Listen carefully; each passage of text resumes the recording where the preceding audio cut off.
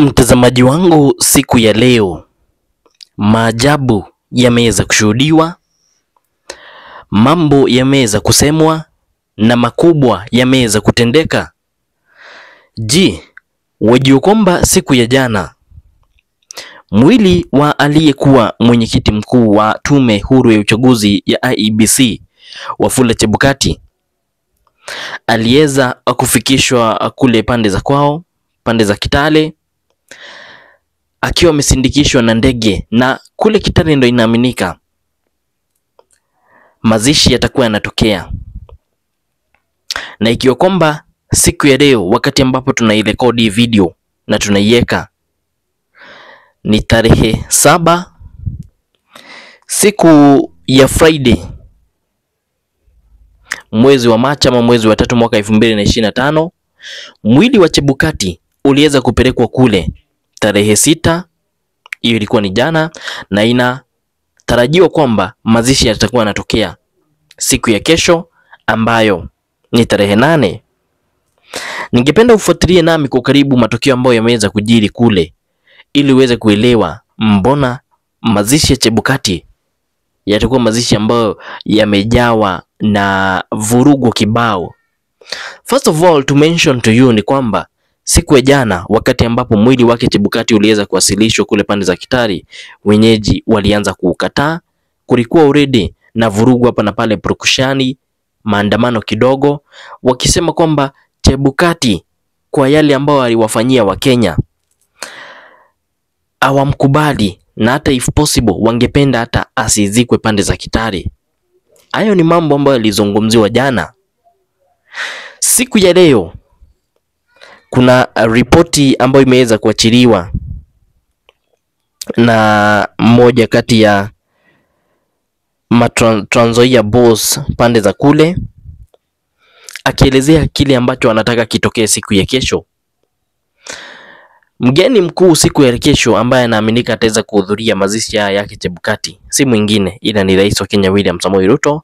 Na jambo moja ambalo tunafaa kukumbuka ni kwamba bila Chebukati Ruto angekuwa rais wa Jamhuri ya Kenya. Kwa hivyo wengi, kile ambacho kimefanya wakasirishwe na Chebukati sana, japokuwa hata ashaiaga dunia, is because Chebukati ndo ambaye alionekana kufanya makubwa kuhakikisha kwamba Ruto ameshinda uchaguzi. Na kuna watu ambao hadi wa leo wanaamini kwamba Chebukati alimsaidia Ruto kuiba uchaguzi, wengi wakisema amepeleka siri kibao kaburini, ikiwemo mbona alikataa kufungua sava. Mtazamaji wangu, nitakuwa nakujulisha hayo na mengi zaidi, ikiwa kwamba pale mbele nitakujulisha kuhusu kile ambacho Ruto anafanya siku ya leo pale State House, ikiaminika wako pamoja na kinara na kiongozi wa ODM Raila Odinga. Pia nitakujulisha jambo ambalo limezidi kuweka Wakenya ghadhabu, mahali ambapo imedaiwa kwamba mradi wa afya wake Rais wa Kenya William Samoei Ruto inadai kwamba inafaa kuongezewa pesa ili iweze kufanya mambo jinsi ambavyo yanafaa kufanyika. Well, ni vitu ambavyo vinazidi kukasirisha Wakenya, na iwapo tutapata muda zaidi nitaweza kukujulisha yale ambayo yamechapishwa katika gazeti za hapa Kenya katika kurasa za kwanza, ili uweze kufahamu zaidi. Ningependa kukuomba kabla tuzungumzie yale yote, tafadhali mtazamaji wangu, iwapo we ni mgeni, unaweza ukajiunga nasi kwa kusubscribe katika hii channel. Unaweza pia ukanipe like katika hii video, na hata ukaweka alama ya notifications ikiwa on. Ukifanya hivyo utakuwa umenisupport sana, nitarudisha shukran na Mungu aweze kukubariki. Kwa hayo machache na mengi, bila kupoteza muda na wakati, wacha tuingie rasmi kabisa katika taarifa na matangazo ya Daffy Updates. Kwa kuanza, mtazamaji wangu, unafaa kujua kwamba ndo ripoti. No political regalia cheering or dealing at Wafula Chebukati's funeral, state issues rules for Saturday burial. Mazishi ya Chebukati yamekumbwa na controversies kibao sana, mambo mengi sana yamesemekana, and imebidi hata serikali, ndio maana umesikia state wajitokeze na watoe sheria ambao zitaweza kushuhudiwa katika yale mazishi. What you don't know is if haya mazishi hataweza kuwa controlled, mtazamaji wangu, tunaenda kushuhudia total chaos. Tunaenda kushuhudia viongozi wa kisiasa wakifukuzwa, ikiwemo Ruto, because Ruto na Chebukati walikuwa hivi, na sasa watu hawamtaki Chebukati, watu hawamtaki Ruto. So there are fears that Ruto anaweza atakafukuzwa kule because watu hawamtaki. Kwa hivyo imebidi serikali itengeneze sheria ambazo inaamini zitasaidia kuweza kuendeleza yale mazishi vizuri mpaka mwisho. Jambo la kwanza, hakutakuwa na ligalia za kisiasa. Kwa hivyo iwapo ni mtu wa UDA hatarajiwi aende pale na nguo ambayo inaonyeshana ni ya UDA eti imeandikwa sijui nini. Iwapo ni mtu wa ODM hatarajiwi aende pale na nguo ambayo imeandikwa chungwa ama imeandikwa Azimio. No political regalia. Inaaminika pia hakutakuwa na kushangilia. Pengine mtu akiamka kuzungumza pale, wenyeji hawatarajiwi washangilie. Na pia jeering at Wafula Chebukati's funeral. Yani haya mambo yote yamesemekana ili yahakikishe kwamba siku ya kesho hakutakuwa na vurugu. But let me tell you something, we are in for a big shock because siku ya kesho mambo ambayo yanaweza yakatokea ni ya kiajabu. Nikikujulisha haraka haraka ni kwamba Mourners who plan to attend the burial ceremony of former Electoral Commission Chairman Wafula Chebukati should avoid wearing political party regalia as it will not be a political event. Trans Nzoia County Commissioner Gideon Onyagi has warned amid reports that some groups were planning to cause chaos. Unasikia mtazamaji wangu? Tayari kuna ripoti kwamba kuna watu ambao wanatarajiwa kuleta vurugu katika yale mazishi and politicize the Saturday event.